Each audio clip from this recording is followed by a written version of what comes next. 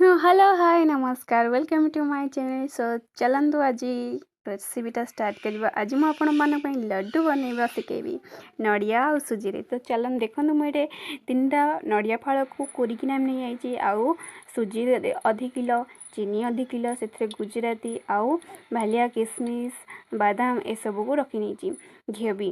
तापर देखो मैं कढ़ई गोटे बसई से अल्प घी दे भालिया को भल भाव भाजी नेबी।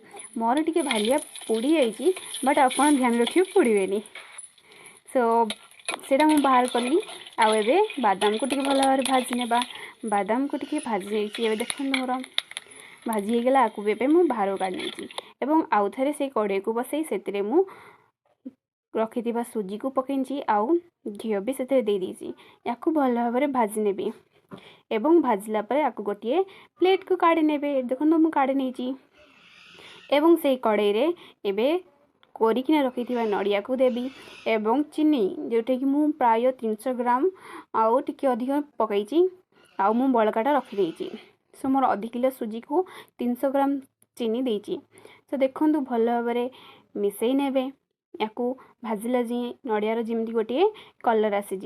देखो मोर चीनी टिके मेल्ट मेल्ट हो गलानी। सो मु भाजी रखि सबू बादाम फादाम को गुंड कर नहीं एवं देख एपटे मोर नड़िया कूरा भी कलर आसीगला। तो मुझे सुजी को एथिरे पकई नेबी। सुजी को पकई नेला पर आपको भल भाव घाटी नेबे आउ भल भाव मिसई देबे।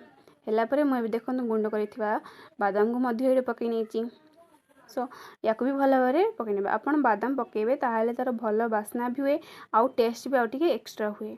सो एबे मु पकईकिना भल भाव घाटी बा मिसेवा भी तो बहुत इजी लगुच मत खुशी लगुला मिसेला बेले। बट ए देखु आमर भल भाव मिसे नहीं भल भाव घाटुवे ताहले यार चकरी लगे जब टी छाड़देवे ताहले यार तले लगिज पोड़ीज। सो आपको टे भल भाव घाटी ने जमी भल भाव सब मिक्स हो। देखो मुझे गुजराती को गुंड कर नहीं आउ से गुजराती गुंड पकई नहीं।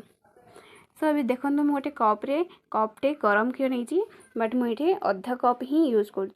सो आपण भी आपणकर क्वांटिटी अनुसार क्षीर देवे अल्प ही क्षीर आपको दरकार। सो मुझे देखु मोर अधे केजी सुजी को मुझे अध कप ही क्षीर देजी। सो क्षीर देलापर आपको भल भाव मिसई नेबा। मिसई सारापर एवं प्रस्तुत हो गला आमर लड्डू। सो अब आपको बाहर को काढ़ी नेबा आउ बनै नेबा गोल गोल लड्डू। चलतु मु तो बनइली लड्डू आउ मो फैमिली को भी देवी। तो चलतु आपण भी बनातु आउ मते कमेंट करंतु निश्चय। जदि आपको वीडियो भल लगी ताले लाइक शेयर कमेंट करेंगे। आपन कमेंट देवा बिल्कुल भूलें कारण मुझे आपंकर ओपिनियन जानवा चाहे एवं आप निश्चय बनातु। आपण घर जब एमती नड़िया आसूची बट वेस्ट हो जाऊँगी ताले एमती लड्डू बनातु और सब खाई दिंतु निश्चय खाई ने समस्ते। ये देखो मुझे लड्डू बनला किसमिश देजी आउ केतटा भालिया भी देवी। आपन चाहिए को नदेले भी चलो खाली सेमती भी खाई पारे। देखो मोर केते सुंदर देखा जाउची मोर प्रस्तुत होगला लड्डू।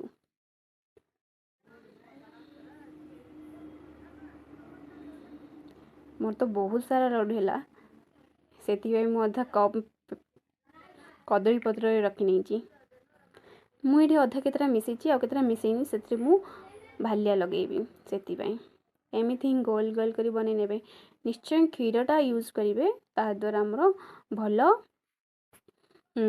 गोल होता है से। जदि आप क्षीर न पकेबे ताहले तेड़ा मेड़ा अलग प्रकार गोल हुएनी।